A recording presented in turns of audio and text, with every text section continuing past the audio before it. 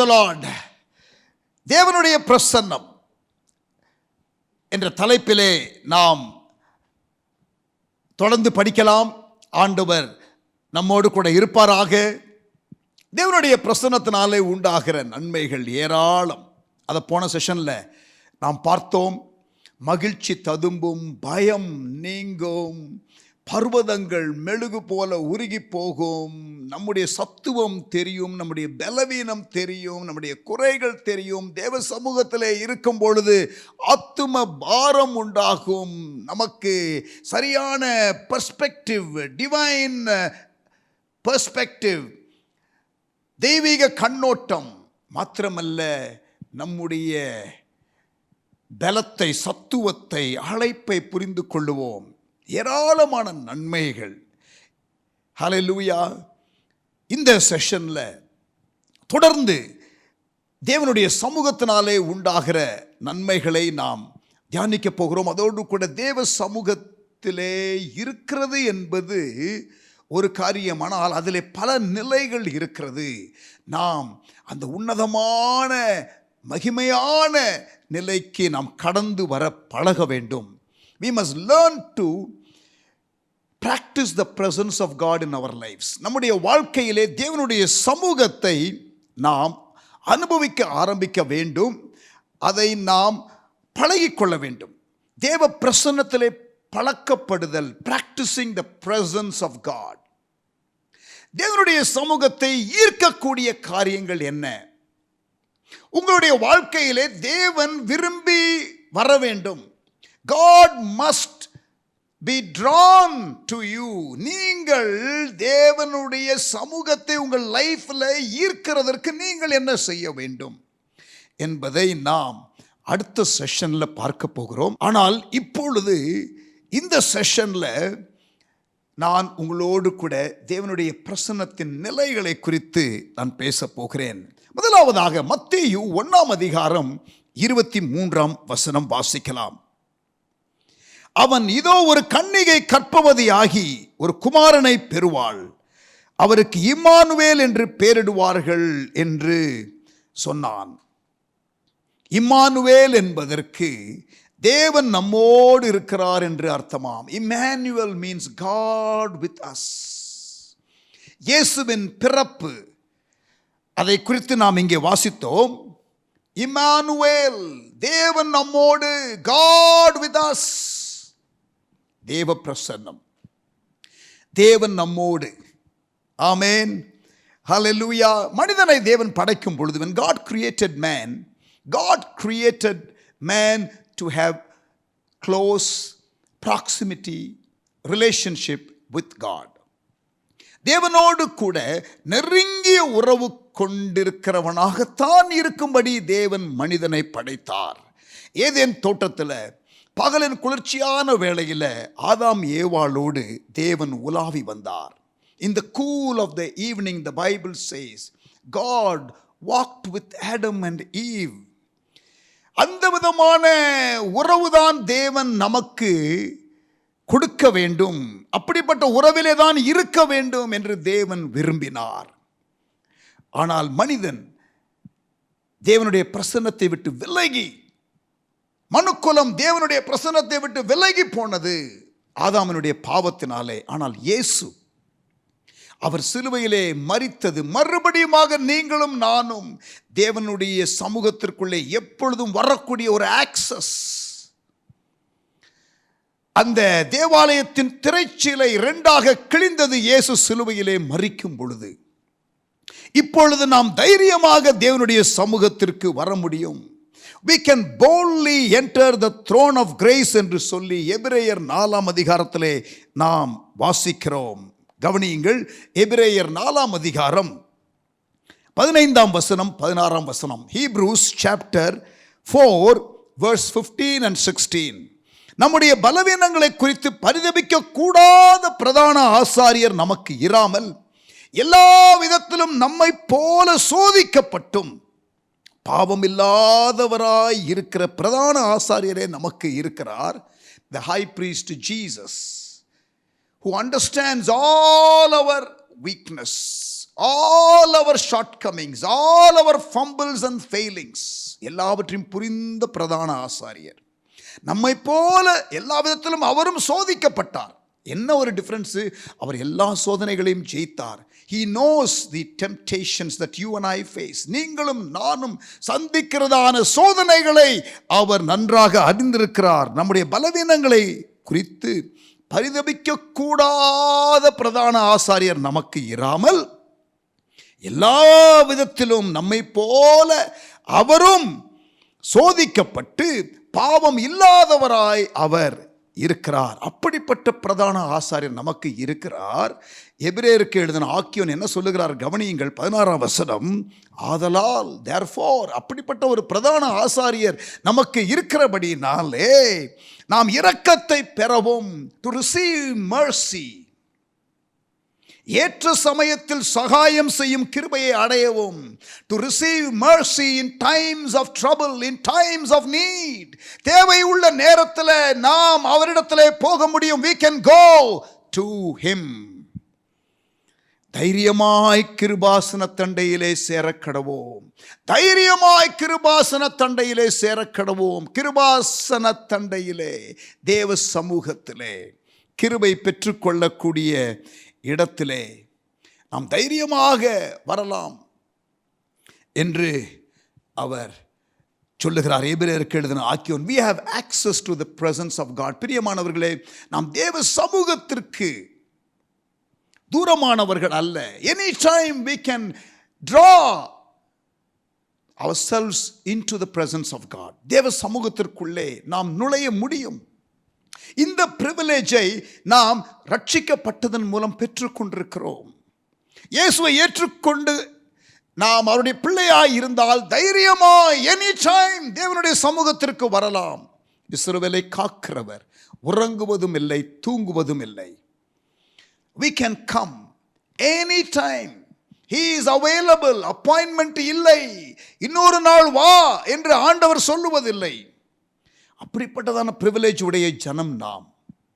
அவருடைய சமூகத்தை அதிகமாக நம்முடைய வாழ்க்கையிலே நாம் அனுபவிக்க வேண்டும். ஆமென். Praise the Lord. இங்கே பாருங்க, தேவனுடைய சமூகத்தை சுமந்ததான தேவ மனிதர்கள் சிலர் உண்டு சரித்திரத்தில். ரிவைவல் டைம்ஸில், எழுப்புதல் காலத்தில், இது எழுப்புதல் காலம். ஆகவே நாம் அதிகமாக இந்த காரியங்களை மறுபடியும் பார்க்க போகின்றோம். we are going to experience this. Jeevanandam, காலம் சென்ற சுவிசேஷகர், the late evangelist brother Jeevanandam ஆண்டவர் வல்லமையாய் பயன்படுத்தின ஒரு பாத்திரம். மலேசியா, சிங்கப்பூர் தேசங்களிலே அதிகமாக அண்ணன் டிராவல் பண்ணாங்க. 70s and 80s. 1970களில் 80களில் எல்லா கிராமங்களிலும், அங்கே மலேசியாவிலே குறிப்பாக உள்ளதான ரிமோட் எஸ்டேட்டுகளில் அண்ணன் போய் பல கூட்டங்களை நடத்தியிருக்கிறார்கள். அவர்கள் உடைய விசேஷ கிருபை என்னவென்றால், அங்கே பிசாசு பிடித்தவர்கள் விடுதலை பெறுவார்கள். Deliverance ministry was very very strong in the ministry of brother Jeevanandam. அவர்கள் அந்த மலேசியாவிலே உள்ள சில எஸ்டேட்டுக்கெல்லாம் போகும்போது அங்கே அநேக பிசாசு பிடித்தவர்கள் இருப்பார்கள். அநேக விக்கிரகங்களை வணங்கி அவர்கள் இந்த பிசாசின் பிடியிலே இருக்கிறவர்கள் இருப்பார்கள். அண்ணன் அந்த கிராமத்திற்கு கூட்டிட்டு போகும் பொழுது கவனிங்க, அந்த கிராமத்துக்குள்ள அண்ணனை கூட்டிட்டு போகும் பொழுதே பல பிசாசுகள் அந்த கிராமத்தில் ஆட ஆரம்பிக்கும். It is the presence of God. தேவ ஊழியருடைய வாழ்க்கையில தேவ பிரசன்னம் அதிகமாக இருக்கிறபடியினாலே அங்கே அதிகமாக அங்கே பிசாசினுடைய கிரியைகள் வெளிப்படும், அவைகள் அலைக்கழிக்கும். மலேசியாவில் இன்றைக்கும் சொல்லுவார்கள், அண்ணன் அப்படியே வந்தாங்கன்னா அந்த வில்லேஜில் வந்து இருக்கிற பல பிசாசுகள் ஆட ஆரம்பிக்கும். சபைக்குள்ள இருக்கிற ஆட்கள் மட்டுமல்ல, அதற்கு பிறகு அண்ணன் அப்படியே வந்து சபை கூட்டத்திற்கு அல்லது கூட்டம் நடத்துகிற இடத்திற்கு கூட்டிட்டு போகும் பொழுது, when they take him to the meeting, lot of people start manifesting. அந்த டிமானிக் இன்ஃப்ளூயன்ஸ்ல இருக்கிறவர்கள் அப்படியே அலைக்கழித்து அவர்கள் விழுகிறது, இதெல்லாம் ரொம்ப காமன் சைட். இதே போல வருகிற நாட்களிலே அதிகமாக ஊழியர்களும் கர்த்தருடைய பிள்ளைகளும் விசுவாசிகளும் நீங்கள் அப்படித்தான் விடுதலையை பெற்றுக்கொள்ளப் போகிறீர்கள். ஒரு சம்பவம் பீகாரில், நம்முடைய மிஷன் ஃபீல்டில் ஜனம் தூப்பி என்ற ஒரு கிராமத்தில் ஒரு விசுவாசி, ஒரு புது விசுவாசி, ரொம்ப வருடம் அவர் கிறிஸ்தவராக இருந்தவரும் கிடையாது. அவரும் ஒரு இயேசுவை பின்பற்றுகிற குடும்பத்திலிருந்து வந்தவர் கிடையாது.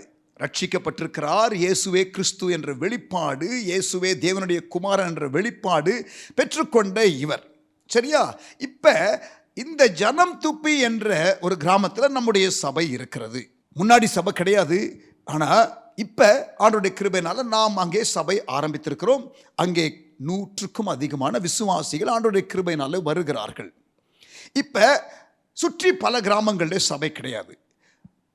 பக்கத்தில் உள்ள ஒரு கிராமத்தில் ஒரு 8 வயது குழந்தையை அம்மாவும் அப்பாவும் பிசாசு ஓட்டுறேன்னு சொல்லி, அவர்கள் ரட்சிக்கப்பட்டவர்கள் கிடையாது, போட்டு அடித்து அந்த பிள்ளையை கடைசியில் கொன்று விட்டார்கள். கொல்ல வேண்டும் என்று அவர்கள் பிளான் பண்ணலை. பேய விரட்டுறேன்னு சொல்லி அடின்னு அடித்து அந்த பிள்ளை, இவர்களுக்கே பிசாசு பிடித்திருந்தது. உண்மை ஸ்டோரி. 8 வயது குழந்தையை அடித்து கொன்று விட்டார்கள். பயந்து பதறி போய் வீட்டுக்குள்ளேயே வச்சிருந்து ஊர்க்காரங்களாம் திட்டுவாங்கன்னு சொல்லி எத்தனை நாள் வச்சிருக்க முடியும் டெட் பாடியை? அப்புறம் சில நாட்கள் கழித்து ஊர் தலைவர்கள் மற்றவர்கள் எல்லாம் கண்டுபிடித்து கடைசியில் இவரை நல்லா திட்டி என்ன பண்ணுறது, அந்த 8 வயது குழந்தையை அடக்கம் பண்ணுவதற்காக பக்கத்தில் உள்ள ஒரு மயானத்திற்கு அவர்கள் கொண்டு போகிறார்கள். அந்த இடத்துல ஊர் மக்களே கூடியிருக்கிறார்கள். இந்த வேதனையான சம்பவம் நடந்திருக்கிறது.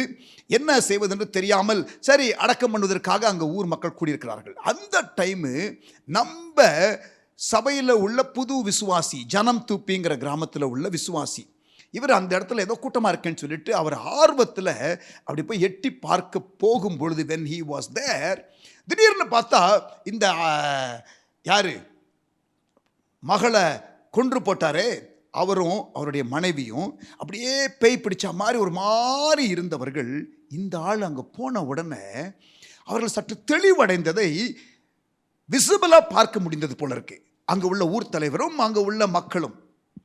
இந்த ஊர் தலைவர் கேட்டிருக்காரு, என்ன திடீர்னு இப்போ கொஞ்சம் ஆள் தெளிவாக இருக்காரு. அப்புறம் இங்கே புதுசாக ஒருத்தர் வந்தவரை பார்த்து நீங்கள் யாருன்னு கேட்டிருக்காங்க. இங்கே சர்ச்சுக்கு போகிற ஒரு ஆள், நான் சும்மா அப்படி வந்தேன் பார்க்கலான்ட்டு அப்படின்னு இவர் சொல்ல, அதற்கு அந்த ஊர் தலைவர் சொல்லியிருக்கிறார், சர்ச்சுக்கு போகிற ஒரு ஆள் இங்கே வந்த உடனே உனக்கு நல்லா தெளிவாயிருச்சு, பேசாமல் நீங்கள் 2 பேரும் அந்த பக்கத்து கிராமத்தில் இருக்கிற சர்ச்சில் போய் சேருங்க என்று சொல்லி அனுப்பிவிட்டார். இப்பொழுது அவர் நம்முடைய சபையிலே ஜனம் தூப்பியிலே விசுவாசியாக அவர் இருக்கிறார். நான் என்ன சொல்ல வர்றேன்னா, நம்ம சபையில் இருக்கிற விசுவாசி அந்த அந்த அடக்கம் பண்ணுகிற அந்த மைதானத்திற்கு போகும் பொழுது இவர் தேவனுடைய சமூகத்தை உடையவராக இருக்கிறபடினாலே அங்கே ஒரு இம்பேக்ட் ஏற்பட்டது. மலேசியாவிலே ஜீவானந்தம் என்ற ஒரு ஊழியக்காரர், அவர் போகும் பொழுது அந்த தேவ பிரசன்னத்தினாலே உண்டான மாற்றம். ஆமென். அப்படிப்பட்டதான தேவ சமூகத்தை சுமக்கிறவர்களாக நாம் இருக்கும்படிதான் ஆண்டவர் நம்மை அழைத்திருக்கிறார். God has called us to be carriers of His presence. அவருடைய சமூகத்தை சுமக்கிறவர்களாக இருக்க ஆண்டவர் நம்மை அழைக்கிறார். உடன்படிக்கை பெட்டி என்பது பைபிளில் தேவ பிரசன்னத்திற்கு அடையாளமாக இருக்கிறது.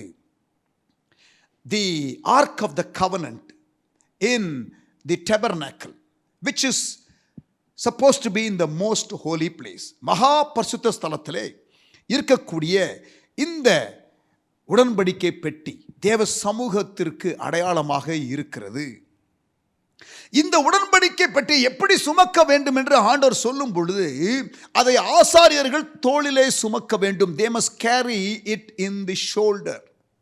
Only people must carry the ark. அதை ஒரு மாட்டு வண்டியில் வைத்து ஒரு முறை அதை கொண்டு வர முயற்சித்தார்கள். நடந்தது என்ன என்பது நமக்கு தெரியும். அதை குறித்து நான் உங்களுக்கு இந்த செய்தி தொடரிலே நான் உங்களோடு கூட பேசுவேன். அதை குறித்து நான் உங்களுக்கு விளக்கமாக எக்ஸ்பிளைன் பண்ணுவேன். The ark was meant to be carried in the shoulders of the priest. புதிய ஏற்பாட்டில் நீங்களும் நானும் எல்லாரும் ஆசாரியர்கள் தான். நம்முடைய வாழ்க்கையிலே தேவ சமூகத்தை நாம் காண வேண்டும், நாம் தேவ சமூகத்தை சுமக்க வேண்டும், மற்றவர்கள் தேவ சமூகத்தை நம்முடைய வாழ்க்கையிலே அனுபவிக்க வேண்டும். 1 பேதுரு 2 அதிகாரம் 9 First Peter chapter 2 and verse 9. 1 பேதுரு 2 அதிகாரம் 9 நீங்களோ, இது எல்லா விசுவாசிகளுக்கும் உரிய வார்த்தை, நீங்களோ உங்களை அந்தகாரத்தினின்று தம்முடைய ஆச்சரியமான ஒளியினிடத்திற்கு வரவழைத்தவருடைய புண்ணியங்களை அறிவிக்கும்படிக்கு தெரிந்து கொள்ளப்பட்ட சந்ததியாயும் ராஜரீக ஆசாரியர் கூட்டம், ராயல் பிரீஸ்ட்ஹுட், ராஜரீக ஆசாரியர் கூட்டம், பரிசுத்த ஜாதி, அவருக்கு சொந்தமான ஜனம். ஆமென். நாம் ஆசாரியர்களாக இருக்க தேவன் அழைத்திருக்கிறார். தேவ சமூகத்திற்கு நாம் எப்பொழுதும் போக முடியும் என்பதை நாம் எபிரேயர் 4:16 வாசித்தோம். பிரியமானவர்களே, இந்த 2 ஸ்டோரி, ஜனம் தூப்பில் உள்ள ஒரு புது விசுவாசி, நம்முடைய நாட்டிலே இருந்த ஒரு மூத்த ஊழியர், 2 எக்ஸாம்பிள். ஒரு புது விசுவாசியாக இருந்தாலும் ஒரு ஊழியராக இருந்தாலும் தேவ சமூகத்தை நீங்கள் சுமக்க முடியும். You can carry the presence of God wherever you go, whether you are a new believer like the believer in Bihar, or like the servant of God that I mentioned, brother Jeevanandam. இன்னும் 2 தேவனுடைய ஊழியக்காரர்களை குறித்து நான் சொல்லுகிறேன், கவனியுங்கள். Charles Binny என்ற ஒரு எழுப்புதல் வீரர், எழுப்புதலின் சரித்திரத்தை படிக்கும் பொழுது சார்ல்ஸ் ஃபின்னி என்ற ஒரு ஊழியரை குறித்து நாம் வாசிக்காமல் இருக்க முடியாது. அவர் ஒரு முறை ட்ரெயினில் கம்பார்ட்மெண்ட்டில் போய் கொண்டிருக்கும் பொழுது, நன்றாக ஜெபிக்கிறவர், நன்றாக தேவனுக்காக வைராக்கியமாய் இருக்கிற ஒரு தேவ மனிதர் சார்ல்ஸ் ஃபின்னி, அவர் போகும்பொழுது ட்ரெயினில் வந்து அந்த சைடில் ஜன்னல் வழியாக அவர் பார்க்கும் பொழுது அந்த கிராமங்கள் இருக்கிறதே, அந்த கிராமத்திலே உள்ளவர்கள் பாவ உணர்வு அடைந்து கதறுவார்களாம்.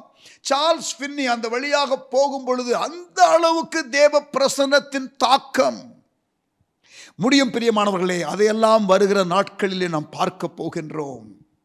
இன்னொரு எழுப்புதல் வீரர் ஸ்மித் விகில்ஸ்வர்த் என்ற தேவனுடைய ஊழியர், இங்கிலாந்திலே, அவர் அந்த ட்ரெயின் டிக்கெட் கவுண்டரில் நின்னாராம். ஒரு முறை அந்த டிக்கெட் கவுண்டரில் கியூ இருந்துச்சாம், இவரும் நின்றாராம்.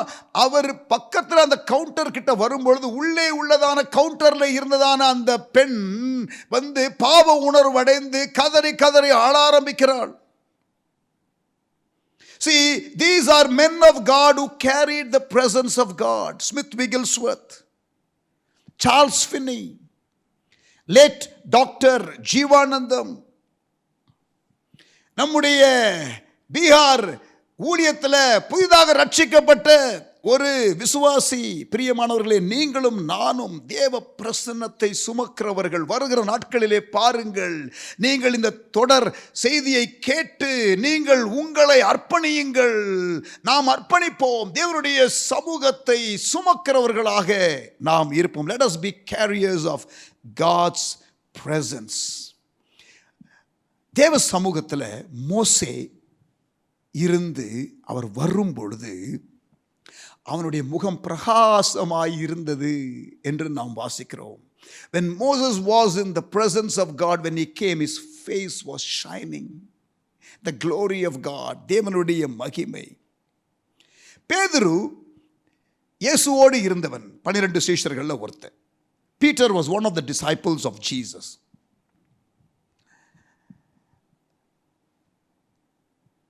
கெத்செமனே தோட்டத்தில் இயேசு பிடிக்கப்பட்ட பிறகு, after Jesus was caught by the Roman soldiers, Peter followed Jesus afar off. தூரத்திலே பின் சென்று அவன் வருகிறான். அவன் வந்து நெருக்கமாக இப்பொழுது இருக்க வேண்டியவன் தூரத்திலே வருகிறான். பிறகு அவன் அங்கே ஒரு வேலைக்காரி இருக்கிற அந்த இடத்துல அவன் அப்படி உட்கார்றான், நெருப்பு காய்வதற்காக, குளிரான நேரமாக இருக்கிறபடியினாலே. அப்பொழுது அவர்கள் கேட்கிறார்கள், நீ இயேசுவோடு இருந்த ஆள் தானே? இயேசுவோடு இருந்த ஆள் என்று மற்றவர்கள் சொல்லக்கூடிய அளவிலே நம்முடைய வாழ்க்கை இருக்க வேண்டும். அவன் பின்மாற்றத்திலே போகிற அந்த ஒரு ஸ்டேஜ் தான். ஆனால் தேவனோடு இருந்தவனாக இருந்தபடியினாலே அவன் இயேசுவோடு இருந்தவன் என்று சொல்லக்கூடிய அளவிலே அவன் இருந்தான். தேவனோடு நாம் இருக்கும் பொழுது, உண்மையா தேவனோடு இருக்கும் பொழுது, அந்த தேவ பிரசன்னம் நம்முடைய வாழ்க்கையிலே காணப்படும். இன்னொரு காரியம், தேவ பிரசன்னம் நம்ம வாழ்க்கையில் இருந்தால் நம்மை சார்ந்தவர்களும் ஆசீர்வதிக்கப்படுவார்கள். If you have the presence of God, your family will be blessed. உதாரணம் சொல்றேன் பாருங்க. பேதுருவினுடைய போட்ல இயேசு ஏறி அங்கே லூக்கா 5ஆம் அதிகாரத்தில் அவர்கள் தேவனுடைய வார்த்தைகளை கேட்கும்படி அங்கே போதிக்கிறார். அதற்கு பிறகு ஆழத்தில் தள்ளி கொண்டு போய் வலைய போடு என்று சொல்லுகிறார். அங்கே அவர்கள் திரளான மீன்களை பிடிக்கிறார்கள். ஒரு போட்டில் இல்லை, அதிகமான மீன்களை பிடித்தபடினாலே மற்றவங்களெல்லாம் கூப்பிட்டு நீங்களும் வாங்க என்று கூப்பிடுகிறார். மற்றவர்களும் ஆசீர்வதிக்கப்படுகிறார்கள்.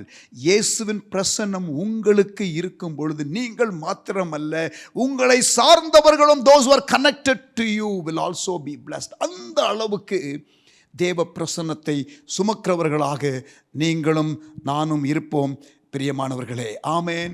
இன்னொரு காரியம், தேவ சமூகம் உங்கள் வாழ்க்கையில் இருந்தால் மற்றவர்கள் பார்க்க முடியும். 1 சாமுவேல் 16ஆம் அதிகாரம் 18ஆம் வசனம். 1 சாமுவேல் 16ஆம் அதிகாரம் 18ஆம் வசனம். When you have the presence of God in your life, people can see that. Others can see that.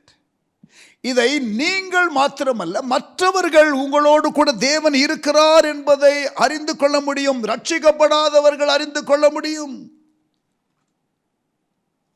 1 Samuel 16ஆம் அதிகாரம் 18ஆம் வசனம்.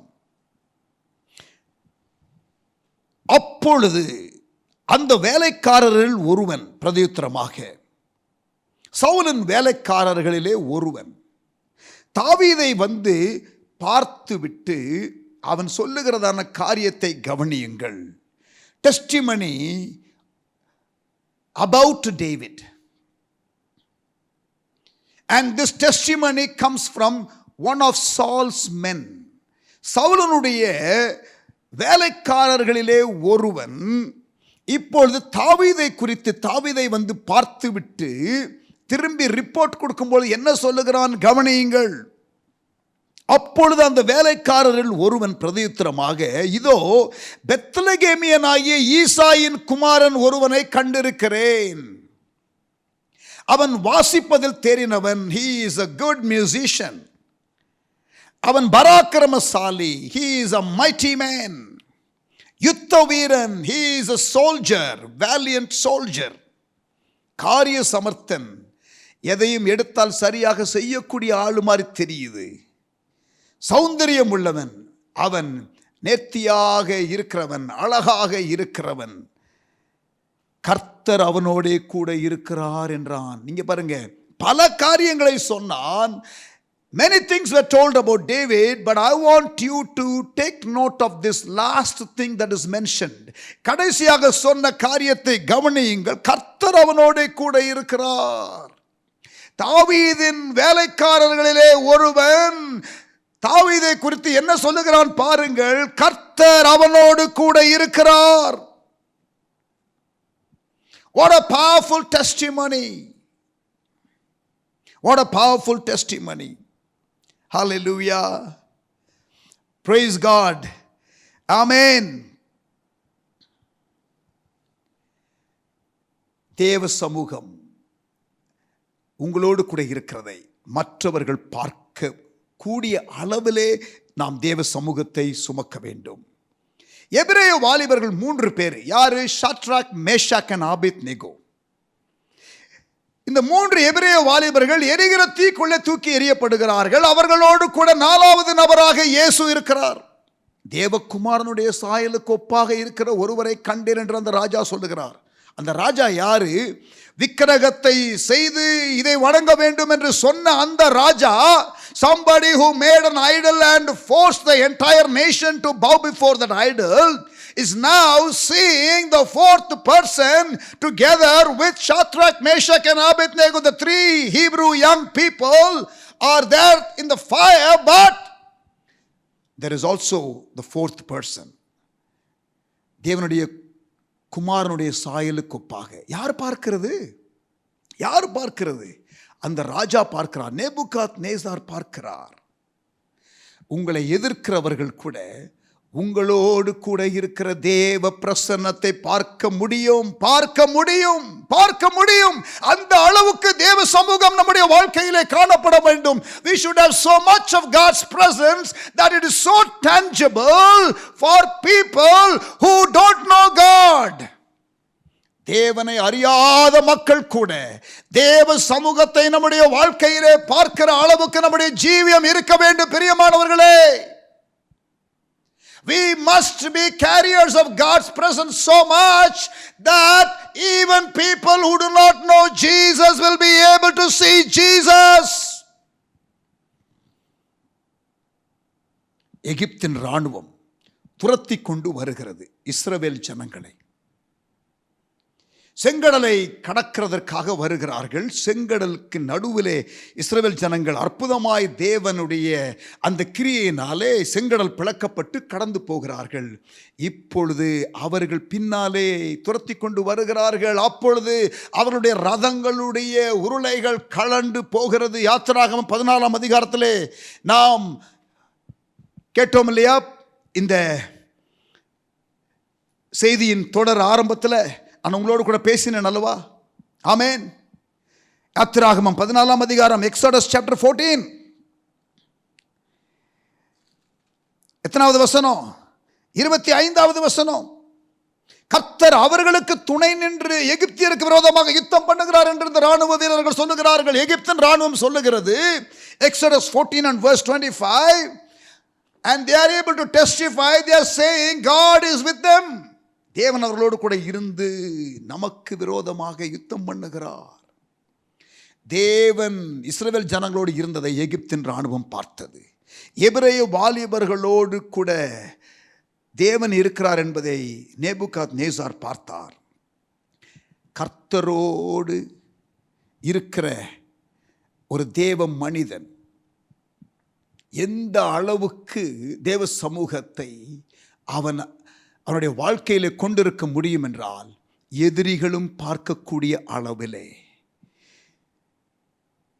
சவுலின் மனிதர்கள் தாவீதினுடைய வாழ்க்கையிலே தேவனுடைய பிரசன்னத்தை பார்த்தார்கள். கர்த்தர் அவனோடு கூட இருக்கிறார் என்று யோசேப்பை குறித்து சொல்லப்படும் பொழுது, கர்த்தர் அவனோடு கூட இருக்கிறார் என்று போத்திபார் கண்டு, your employer must be able to see that God is with you. உங்களுக்கு வேலை கொடுத்திருக்கிற உங்க பாஸுக்கு தெரியணும் கர்த்தர் உங்களோடு கூட இருக்கிறார் என்று. அந்த அளவுக்கு can you carry the presence of God? நீங்கள் எந்த இடத்துல வேலை செய்யலாம். போத்திபார் அடிமையாக விற்கப்பட்டதான யோசேப்பு, ஆதியாகமம் 39ஆம் அதிகாரத்தில், Genesis chapter 39, அதுல நீங்க பார்த்தீங்கன்னா கர்த்தர் யோசேப்போடு இருந்தார் என்று 2ஆம் வசனத்தில் வாசிக்கிறோம். Genesis 39 verse 2. 3ஆம் வசனம், கர்த்தர் அவனோடு இருக்கிறார் என்றும், இதுதான் முக்கியமானது, அவன் செய்கிற யாவையும் கர்த்தர் வாய்க்க பண்ணுகிறார் என்றும் அவன் எஜமான் கண்டு. Can your boss see the presence of God in your life? Believers, God's people, listen, you may work anywhere. நீங்கள் எங்கேயும் வேலை செய்யலாம். You can work in a heathen environment, but somehow if you are a carrier of God's presence, the employer, the boss, your senior should be able to see the presence of God in your life.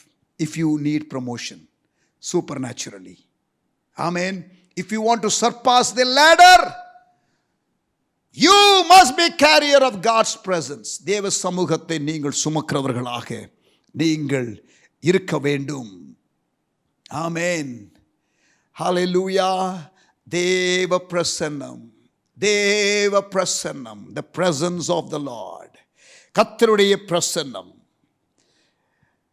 3 லெவல்ல நான் உங்களுக்கு present பண்றேன். let me present the presence of God in 3 levels. ஆமென். நீங்கள் இந்த 3 லெவல்லையும் கடந்து வரணும் பிரியமானவர்களே. நான் இதை பகிர்ந்து கொள்ள உங்களுக்கு அந்த ஆசை வரட்டும். Let there come a desire, let there come a hunger for more of God's presence in your life. உங்க வாழ்க்கையில தேவ சமூகம். You may be disadvantaged, you may be less experienced, you may be less skilled, but if you are a carrier of God's presence, you will have the favor of your superiors. That is a huge compensating factor for a child of God in the workplace. வேலை செய்கிற இடத்துல உங்களுக்கும் எனக்கும் தேவன் கொடுக்கிற ஒரு plus factor, ஒரு advantage point. தேவ சமூகத்தை சுமக்க வேண்டும். ஆமென், ஹல்லேலூயா. 3 காரியங்கள் சொல்லுகிறேன். இங்கிலீஷில் கோர்வையாக வரும், அதை ஆங்கிலத்திலே முதலாவது சொல்லி அதற்கு பிறகு நான் தமிழிலே சொல்லுகிறேன். Being conscious of God's presence. Being conscious of God's presence. அது முதல் level. Being aware of God's presence. ரெண்டாவது, being carriers of God's presence. Being carriers of God's presence. Number 3, being carried away by His presence. முதலாவதாக தேவ பிரசன்னத்தின் உணர்வு. தேவ பிரசன்னத்தின் உணர்வு. இரண்டாவதாக தேவ பிரசன்னத்தை சுமத்தல், தேவ பிரசன்னத்தை சுமக்கிற அனுபவம். மூன்றாவதாக தேவ சமூகத்தினாலே ஈர்த்து கொள்ளப்படுகிற, இழுக்கப்பட்டு போகிற ஒரு அனுபவம். ஹல்லேலூயா.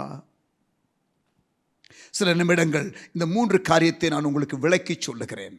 தேவன் உங்களுக்குள்ளே ஆசையை போடுவாராக. Let there come that desire for more of God's presence. I pray, ஆண்டவரே, இந்த நாட்களிலே, எழுப்புதல் நாட்களிலே எல்லா கர்த்தருடைய பிள்ளைகளும் தேவனுடைய பிரசன்னத்தை சுமக்கிறவர்களாக, எதிர்ப்புகள் ஒரு பக்கம் வரக்கூடிய இந்த காலகட்டத்தில், Lord, a time and a season when there will be opposition, when there will be persecution, Lord, may we be carriers of your presence, may we be conscious of your presence, may we be even carried away, Lord, by your presence. உங்க சமூகத்தினாலே இழுக்கப்பட்டு போகிற மேலான அனுபவம் கூட எங்களுக்கு உண்டாகட்டும் ஆண்டவரே. Being conscious of God's presence. முதலாவதாக தேவ பிரசன்னத்தின் உணர்வு. தேவ பிரசன்னத்தின் உணர்வு. யோசேப்பு, ஆதியாகமம் 39ஆம் அதிகாரம் 39ஆம் அதிகாரம். யோசேப்பு அங்கு அடிமையாக விற்கப்பட்டான். இப்பொழுது தேவனுடைய சமூகம் இருக்கிறபடியினாலே அவன் காரிய சித்தி உள்ளவனானான். 2ஆம் வசனம், கர்த்தர் யோசேப்போடு இருந்தார், அவன் காரிய சித்தி உள்ளவனானான். He was successful, he was able to succeed in everything in which he puts his hands to. கை வைக்கிற காரியங்கள் விளங்குகிறது. காரிய சித்தி உள்ளவனானான். கர்த்தர் அவனோடு கூட இருக்கிறார் என்றும் அவன் செய்கிற யாவையும் கர்த்தர் வாய்க்க பண்ணுகிறார். It is a thing that comes because of God என்பதை அந்த பாசம் அறிந்திருக்கிறார். அறிந்து அவன் எஜமான் கண்டு அவன் வீட்டுக்கு விசாரணைக்காரன் ஆக்கினான். ப்ரமோஷன் வருகிறது, ஃபர்ஸ்ட் ப்ரமோஷன் வருகிறது. 4ஆம் வசனம். இப்படி காரியங்கள் எல்லாம் கைகூடி வருகிற நேரத்தில் மிஸ்ஸஸ் போத்திபார், அங்கே போத்திபாரனுடைய மனைவி, இப்பொழுது அங்கே வந்து கவனியுங்கள் 10ஆம் வசனம், அவள் நித்தம் யோசேப்போடே இப்படி பேசிக்கொண்டு வந்தும் அவன் அவளுடனே சயனிக்கவும் அவளுடனே இருக்கவும் சம்மதிக்கவில்லை. நித்தம் நான் வரும்போது இவன் முத்தம்னு போயிடல. ஹலோ, கவனிக்கிறீங்களா? ஆமென், கவனிங்க. அவள் நித்தம் யோசேப்போட இப்படி பேசிக்கொண்டு வந்தும் அவன் அவளுடனே சயனிக்கவும் அவளுடனே இருக்கவும் சம்மதிக்கவில்லை. Why? 9ஆம் வசனம் பாருங்க. 9ஆம் வசனம், 8ஆம் வசனத்திலிருந்து நான் சொல்லுகிறேன். from verse 8, 7ஆம் வசனத்தையே நீங்க பார்க்கலாம். சில நாள் சென்ற பின் அவனுடைய எஜமானின் மனைவி யோசேப்பின் மேல் கண் போட்டு என்னோட சயனி என்றாள். 8ஆம் வசனம், அவனோ தன் எஜமானுடைய மனைவியின் சொல்லுக்கு இணங்காமல் அவளை நோக்கி, இதோ வீட்டிலே என்னிடத்திலே இருக்கிறவைகளில் யாதொன்றை குறித்தும் என் ஆண்டவன் விசாரியாமல், யாரு? என்னுடைய பாஸ் எதை குறித்து விசாரிக்கிறதில்லை, என்ன அவ்வளோ நம்புறாரு அவரு. தமக்கு உண்டான எல்லாவற்றையும் என் கையிலே ஒப்புவித்திருக்கிறார். he has entrusted everything to me. என்ன அவ்வளோ நம்புறாரு என்னுடைய எஜமான். இந்த வீட்டிலே என்னிலும் பெரியவன் இல்லை, நீ அவருடைய மனைவியாய் இருக்கிறபடியால் உன்னை தவிர வேறொன்றையும் அவர் எனக்கு விலக்கி வைக்கவில்லை. இப்படி இருக்க நான் இத்தனை பெரிய பொல்லாங்குக்கு உடன்பட்டு, கவனிங்க, இத்தனை பெரிய பொல்லாங்குக்கு உடன்பட்டு அதோடு நிறுத்தல, தேவனுக்கு விரோதமாக பாவம் செய்வது எப்படி? தேவனுக்கு விரோதமாக பாவம் செய்வது எப்படி? யாரும் இல்லை வீட்டில், தனியாக இவன் இருக்கிறான், அவள் தனியாக இருக்கிறாள். இந்த இடத்துல அவள்தான் தன்னோடு கூட உறவு கொள்ளும்படி அழைக்கிறாள். இந்த நேரத்தில் அவன் முடியாது என்று இன்டெகிரிட்டியை காத்து கொள்ளுகிறது மாத்திரமல்ல, அவன் அங்கே தேவனை குறித்து சொல்லுகிறான், என் தேவனுக்கு விரோதமாக நான் பாவம் செய்வது எப்படி? He was conscious of God's presence. God knows everything. கர்த்தர் பார்க்கிறார் என்ற ஒரு உணர்வு, தேவ சமூகத்தை குறித்த ஒரு உணர்வு இருக்கிற யோசேப்பு. ஆமென், ஹல்லேலூயா.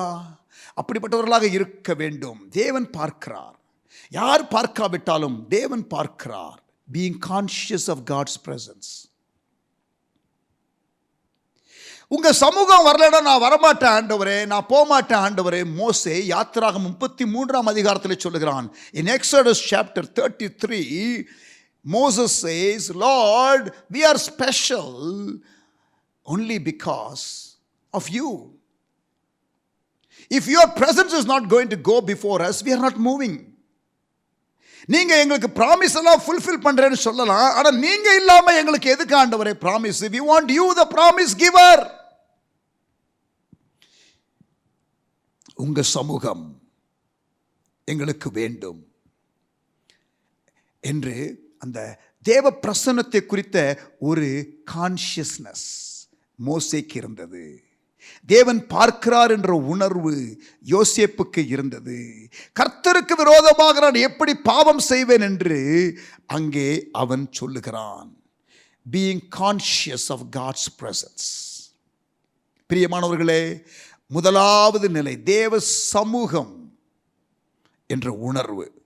இரண்டாவதாக, number 2, being carriers of God's presence. தேவ சமூகத்தை நாம் சுமக்கிறவர்கள், carriers of God's presence. நீங்கள் தேவ சமூகத்தை நீங்க சுமந்தீங்கன்னா நீங்க தான் ஆசீர்வதிக்கப்படுவீங்க, நீங்க தான் ஆனர் பண்ணப்படுவீங்க. எதனால் விசேஷமானவர்கள்? நீர் எங்களோடு வருவதனால் தானே என்று மோசே சொன்னது போல இங்கே பாருங்க, கழுதை. மார்க் சாப்டர் 11 உங்களுக்கு தெரியும் இல்லையா? அந்த குருத்தோலை ஞாயிறு என்று நாம் அனுசரிக்கிறோமே, த பாம் சண்டே, இயேசுனுடைய அந்த சிலுவை மரணத்திற்கு முந்தின வாரம், அங்கே ஒரு கழுதையின் மேல் இயேசு பவனி வருகிறார். அப்பொழுது அந்த வழியிலே எல்லாரும் கம்பளத்தை விரிக்கிறார்கள், ஆரவாரம் செய்கிறார்கள், குருத்தோலையை பிடித்து ஓசன்னா ஓசன்னா என்று அப்படியே ராஜ மரியாதை கொடுத்து அவரை வரவேற்கிறார்கள். ஆனால் அந்த எல்லா மரியாதையும் யாருக்கும் கிடைக்குது? அந்த கழுதைக்கும் கிடைக்குது. அந்த கழுதைக்கும் கிடைக்குது. அப்படியே எல்லாரும் அப்படியே ஆனரபலா இல்ல, அப்படியே வந்து மதிப்பு மரியாதை கொடுத்து இல்ல, அப்படியே கொண்டு வராங்க தினமா இயேசுவை. அங்க சீன்ல சென்டர் ஸ்டேஜில் யார் இருக்கிறது? கழுதையும் இருக்கு. கழுதை மேல யாரு? இயேசு. கழுதைக்கு வந்துச்சு வாழ்வு. இயேசு மேல இருக்கிறதுனால that donkey, that colt which carried Jesus, amen, it was carrying God. It was carrying the presence of God. In this case, it was just literally the Son of God himself. தேவனுடைய குமாரனே இங்கே மேலே இருக்கிறார். ராஜ மரியாதை இதுவரைக்கும் யாரும் மதிக்கலங்க அந்த கழுதையை. ஒருவரும் இதுவரை ஏறிராத கழுதை என்று மென்ஷன் பண்ணப்பட்டிருக்கிறது. அது ஒருவனுக்கு சொந்தம், அந்த வீட்டில் இருக்கிறது. இதற்கு அப்புறம் இயேசு அந்த கழுதையை விட்டு இறங்கினதற்கு பிறகு அந்த கழுதையை குறித்து நாம் வாசிப்பது இல்லை. இங்கே பாருங்க, 1985 நான் ரட்சிக்கப்பட்டேன். இந்த கழுதை மேலே இயேசு, இந்த கழுதை வாழ்க்கையில் இயேசு வந்தார். இந்த கழுதைக்கு வந்துச்சு வாழ்வு. லாஸ்ட் 35 இயர்ஸ் நான் சொல்கிறேன், இந்த கழுதைக்கு வந்துச்சு வாழ்வு. இன்றைக்கு ஆண்டவருடைய கிருபையினால் நான் பல இடத்திலே நான் கனப்படுத்தப்படுகிறேன். நான் ஒரு மதிப்பு மரியாதையோடு கூட நான் ஏற்றுக்கொள்ளப்படுகிறேன். என்னுடைய பின்னணி, என்னுடைய பேக்ரவுண்டு, என்னுடைய சூழ்நிலை எனக்கு தெரியும். ஆனால் இயேசு வந்ததற்கு பிறகுதான் இந்த கழுதைக்கு வாழ்வு வந்தது. எத்தனை பேர் அப்படி சொல்ல முடியும்? Amen. When you are a carrier of God's presence, you will be honored. When you are conscious of God's presence, you will be blessed. நீங்கள் ஆசீர்வதிக்கப்படுவீர்கள். Amen. Don't settle for anything else. And don't let go of the presence of God. தேவ சமூகத்திற்கு பதிலாக வேறு எதையும் நீங்கள் பெற்றுக்கொள்ளாமல் இருங்கள். நீங்கள் தேவ சமூகத்தை நீங்கள் வேற ஒன்றுக்கும் நீங்கள் விட்டு கொடுத்து விடாமல் இருங்கள். ஓபேத் ஏதோம் என்று சொல்லக்கூடிய ஆமென் நபர் தேவனுடைய சமூகத்தை அனுபவித்தவர். ஆமென். அவரை குறித்து நான் உங்களுக்கு வாசிக்கிறேன், சொல்லுகிறேன், எக்ஸ்பிளைன் பண்ணுகிறேன் இந்த தொடர் செய்திகளில். ஆமென். நியூ டெஸ்டமெண்ட் பிலீவர்ஸ், புதிய ஏற்பாட்டு விசுவாசிகள். பழைய ஏற்பாட்டில் ஆசாரியர்கள் மட்டும்தான் உடன்படிக்கை பெட்டியை சுமக்க முடியும். புதிய ஏற்பாட்டில் நம்ம எல்லாரும் ஆசாரியர்கள். All of us are priest. 1 பேதுரு 2 அதிகாரம் 9 வசனம், 1 Peter 2 verse 9, Hebrews chapter 4 verse 16. We can all enter the presence of God. We can all be carriers of the presence of God. நாம் புதிய ஏற்பாட்டிலே இந்த ஒரு பிரிவிலேஜை பெற்றிருக்கிறோம். தாவீது உடன்படிக்கை பெட்டியை மீண்டும் கொண்டு வருகிறான் இஸ்ரவேலுக்கு. ஹல்லேலூயா. தேவ பிரசன்னத்தை நீங்கள் இருக்கிற இடத்திற்கு கொண்டு வரக்கூடிய ஆளாக நீங்கள் இருங்கள். Be a carrier of God's presence. Wherever you go, let the presence of God come and fill that place and bless that place. Amen. Hallelujah. மூன்றாவதாக, being carried away by God's presence. தேவ சமூகத்தினாலே இழுக்கப்பட்டு போகுதல். ஆமென். இது இன்னொரு level. ஆண்டு சமூகத்தில் அப்படியே மெய்மறந்து போய்விடுவது, அவருடைய சமூகத்தில் அப்படியே காணாமல் போவது. இது deeper experience with God and this is possible. ஏனோக்கு, நான் இந்த தேவனோடு நடக்கிற விஷயத்தை குறித்து ஆதியாகமத்திலிருந்து பல கேரக்டர்ஸை வைத்து சில கால்குலேஷனை சொல்லி அந்த தேவ சமூகத்திலே இருக்கிறதான விசேஷ தன்மைகளை இந்த ஏனோக்கை குறித்து நான் விரிவாக பேச போகிறேன். I will do that in this series. இந்த தொடரிலே நான் உங்களோடு கூட பேசுவேன். இப்பொழுது ஆதியாகமம் 5 அதிகாரம், Genesis chapter 5 verse 24, 24 வசனம். ஏனோக்கு தேவனோடு சஞ்சரித்து கொண்டிருக்கையில் காணப்படாமற் போனான். That's it. He disappeared. He was carried away by the presence of God. What a glorious experience that would have been for Enoch. ஏனோக்கு தேவனோடு சஞ்சரித்து கொண்டிருக்கையில் காணப்படாமற் போனான். He was carried away by the presence of God. Enoch walked with God and then he disappeared. Amen. தேவனுடைய சமூகம், தேவனுடைய பிரசன்னம். Hebrews chapter 11, எபிரேயர் 11 அதிகாரம், எபிரேயர் 11 அதிகாரம், Hebrews chapter 11 verse 5 to 7. எபிரேயர் 11 அதிகாரம் 5 7 வசனங்கள். விசுவாசத்தினாலே ஏனோக்கு மரணத்தை காணாதபடிக்கு, கவனியுங்கள், எடுத்துக்கொள்ளப்பட்டான். He did not experience death. He was just carried away by his presence. தேவன் அவனை எடுத்துக்கொண்டபடியினாலே அவன் காணப்படாமற் போனான். அவன் தேவனுக்கு பிரியமானவன் என்று அவன் எடுத்துக்கொள்ளப்படுவதற்கு முன்னமே சாட்சி பெற்றான். Hallelujah. Praise the Lord. அந்த விதமான உன்னத அனுபவங்களை தேவன் தர விரும்புகிறார். These kind of experiences are there for you and I to tap into. இந்த விதமான அனுபவங்களை பெற்றுக்கொள்வதற்கு தேவன் கிருபை தருவாராக. தேவன் நமக்கு கிருபை தருவாராக.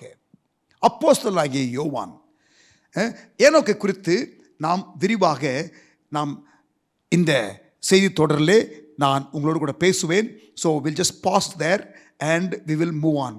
வெளிப்படுத்தின விசேஷம் 1 அதிகாரம் 10 வசனம். Revelation chapter 1 verse 10. கர்த்தருடைய நாளிலே ஆவிக்குள்ளானேன். This is John, Apostle John, in the island of Patmos. அங்கே பத்மு தீவிலே அங்கே யோவான் கொண்டு போகப்பட்டிருக்கிறான். It was like a punishment. அங்கே அவனை கொண்டு போய் சிறைவசம் வைத்தார்கள். In the island of Patmos he was like a prisoner. But you know what? The Bible says in the day of the Lord he was in the spirit. ஆவிக்குள்ளானான் கர்த்தருடைய நாளிலே. Island of isolation became island of revelation for John. யோவானுக்கு அங்கே தனிமை என்ற தீவு வெளிப்பாடு என்ற தீவாக மாறிவிட்டது. வெளிப்படுத்தின விசேஷத்திலே ஃபியூச்சரை குறித்து ஆண்டவர் வெளிப்படுத்துகிற காரியத்தை அவன் பதிவிடுகிறான். Praise God. John was in the spirit. He was in God, for God is spirit. தேவன் ஆவியாய் இருக்கிறார். ஆமென். இங்க பாருங்க, அவன் ஆவிக்குள்ளானான். தரிசனத்தை அவன் பெற்றுக்கொள்ள ஆரம்பிக்கிறான். இந்த உன்னத அனுபவங்கள் நமக்கு தேவை. 2 கொரிந்தியர் 12 அதிகாரம், 2 Corinthians chapter 12 and verse 2. 2 கொரிந்தியர் 12 அதிகாரம் 2 வசனம். பவுல் எழுதுகிறார், கிறிஸ்துவுக்குள்ளான ஒரு மனுஷனை அறிவேன். அவர் 3rd personல எழுதுகிறார், but actually it is him. அவர் தன்னை குறித்து தான் எழுதுகிறார். கவனியுங்கள், கிறிஸ்துவுக்குள்ளான ஒரு மனுஷனை அறிவேன். அவன் 14 வருஷத்திற்கு முன்னே 3ஆம் வானம் வரைக்கும் எடுத்துக்கொள்ளப்பட்டான். He was taken in the spirit.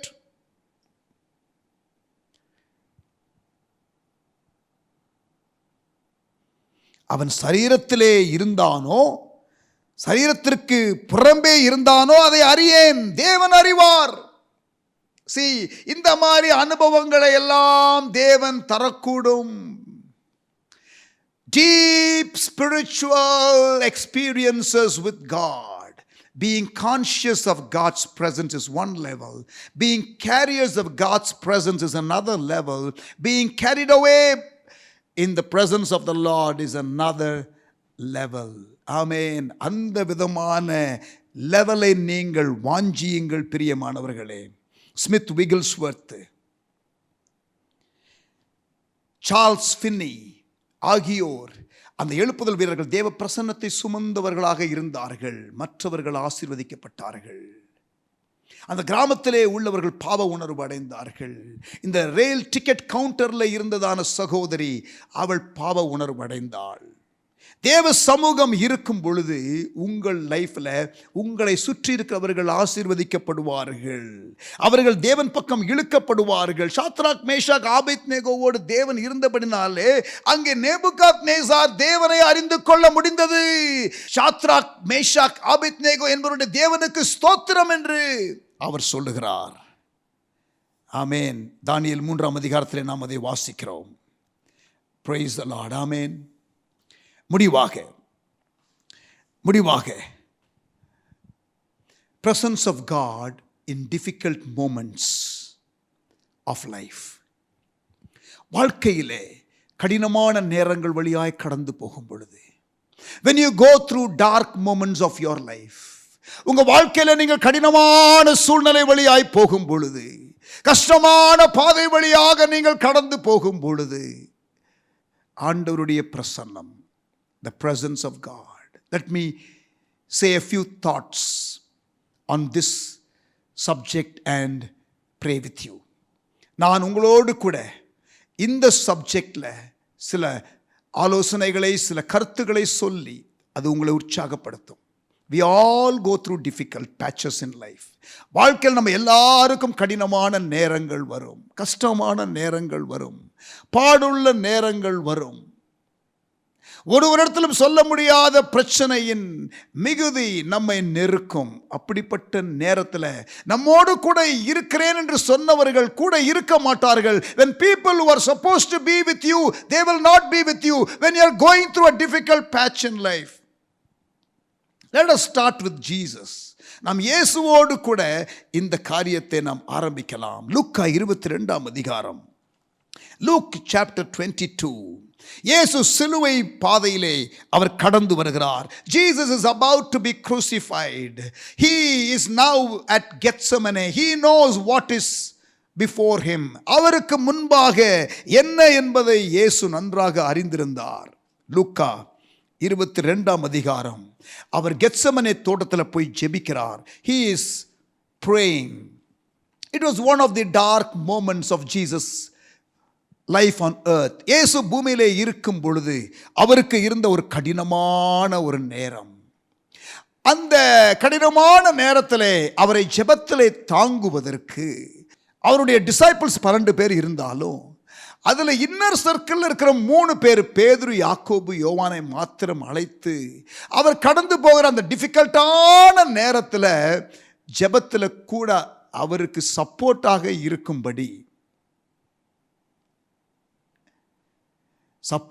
இருக்கும்படி இவர்களை அழைத்து போகிறார்.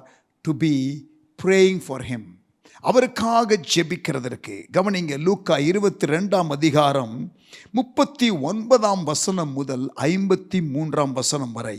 We won't read that passage. You write it down and in your own time I want you to read this passage. லூக்கா 22ஆம் அதிகாரம் 39ஆம் வசனத்திலிருந்து 53ஆம் வசனம் வரை, up to verse 53.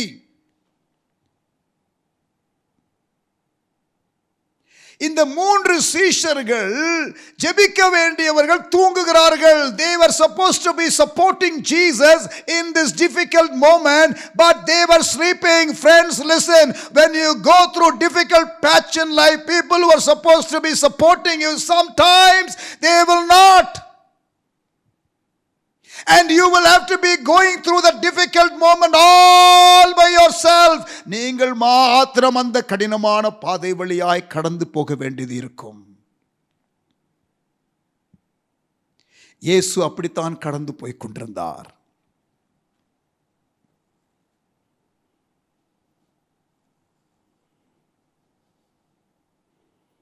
ஜெபிக்க வேண்டிய சீஷர்கள் ஜெபிக்கவில்லை. Jesus is going through all this difficulty of yielding himself to the Father's will. ஆகிலும் என் சித்தம் அல்ல உம் சித்தம் என்று சொல்லும் பொழுது இரத்த குழாய் வெடிக்கிறது. அவர் வேர்வை இரத்தமாக வருகிறது. He is now sweating blood. Then he is surrendering himself to the will of God. It was so painful that his blood vessels probably broke and he was sweating blood. அப்படிப்பட்டதான ஒரு நெருக்கமான நேரம். கவனியுங்கள், ஆகிலும் என்னுடைய சித்தம் அல்ல உம்முடைய சித்தம் என்று இயேசு சொன்னார். 42ஆம் வசனம், லூக்கா 22:42. Luke 22:42. Not my will, Lord, your will. Jesus surrendered. And look at verse 43. அப்பொழுது வானத்திலிருந்து ஒரு தூதன் தோன்றி அவரை பலப்படுத்தினான். Heaven was there to support Jesus. An angel was released. ஒரு தேவதூதன் அனுப்பப்பட்டான். When Jesus was going through a very, very difficult period while he was on earth as a human being, him going through that path was not easy. And when he yielded and surrendered, nobody was there with him. யாரும் கூட இல்லை இயேசு சிலுவைக்கு போகிற அந்த பாதையில. தேவன் தூதனை அனுப்பி தேற்றினார். Friends, be assured of this one thing. As you keep surrendering to the will of God, தேவனுடைய சித்தத்திற்கு உங்களை விட்டுக் கொடுக்க கடினமான நேரம் வழியாக நீங்கள் கடந்து போனாலும், கடினமான பாதை வழியாக நீங்கள் கடந்து போனாலும், when you keep surrendering yourself to the will of God, even when you go through difficult journey in life, when you are all alone battling, the presence of God is there to comfort you. தேவ பிரசன்னம் உங்களுக்கு அங்கே இருக்கும். ஆமென். இங்கே தேவ தூதன் அனுப்பப்பட்டான். Heaven released an angel to strengthen Jesus. அப்பொழுது வானத்திலிருந்து ஒரு தூதன் தோன்றி அவரை பலப்படுத்தினான். It was a moment of wilderness for Jesus, as it were. A dark moment in Jesus' life. இயேசுனுடைய வாழ்க்கையில கடினமான ஒரு நேரம். When we yield to the will of God, God gives us the heavenly support. Hallelujah. And what more you want than the presence of God? Amen. 1 ராஜாக்கள் 19ஆம் அதிகாரம். 1 Kings chapter 19 verse 1 to 7. 1 ராஜாக்கள் 19ஆம் அதிகாரம் 1லிருந்து 7 வசனங்கள். அங்கே எலியா பயந்து அங்கே யெசபேல் கொன்று போடுவேன் என்று சொல்லுகிறாள். Jezebel has issued a life threat now for Elijah. And he, as a human, he was able to confront the prophets of Baal on one side. ஒரு பக்கம் அங்கே பாகால் தீர்க்கதரிசிகளை சவாலிட்டு வானத்திலிருந்து அக்கினியெல்லாம் இறக்கணவன் தான். But he was still a human being. அவன் ஒரு மனிதன் தான். இந்த யெசபேலுடைய அந்த கொலை மிரட்டலுக்கு பயந்து, போதும் ஆண்டவரே என் ஜீவனை எடுத்துக்கொள்ளும் என்று சொல்லுகிறான். Difficult moment in life. A time when he actually was willing to give up. He said to the Lord, it's enough, Lord. I have had enough. போதும் ஆண்டவரே, என்னால முடியல. அங்கே ஒரு தேவதூதன் வந்து தேற்றுகிறார். Same like Luke 22. லூக்கா 22ஆம் அதிகாரத்தில் வாசிக்கிற பிரகாரம் தேவதூதன் வந்து அவனை தேற்றி அங்கே ஆகாரம் கொடுத்து, போக வேண்டிய தூரம் ரொம்ப இருக்கு எலியா, பலப்படு. ஆமென். I like this. I am deeply encouraged as I read these passages. இந்த பகுதியெல்லாம் படிக்கும்போது எனக்கு ரொம்ப என்கரேஜிங்காக இருக்கிறது. ஆண்டவர் தாமே உங்களையும் ஸ்ட்ரெங்தன் பண்ணுகிறார் இந்த வசனங்களை கொண்டு. ஹல்லேலூயா. Praise God. 3 எபிரேய வாலிபர்கள் எரிகிற தீக்குள்ளே இருக்கும் பொழுது, தண்ணீரை கடக்கும் பொழுது நான் உன்னோடு கூட இருப்பேன், அக்கினியிலே நீ நடந்து போகும்பொழுது நீ வேகாதிருப்பாய் என்று சொன்ன என் ஆண்டவர் கூட அங்கே வாக்கு மாறாதவராக இருக்கிறார். When you walk through the waters, I am there. When you walk through the fire, I am there. The Lord who promised is faithful. அவருடைய பிரசன்னத்தினாலே அவர் உங்களோடு கூட இருக்கிறார். Difficult times in life. வாழ்க்கையில் எல்லாருக்கும் கடினமான நேரங்கள் வரும். ஆனால் தேவ பிரசன்னத்தை அனுபவிக்க பழக வேண்டும் கர்த்தருடைய பிள்ளைகள்.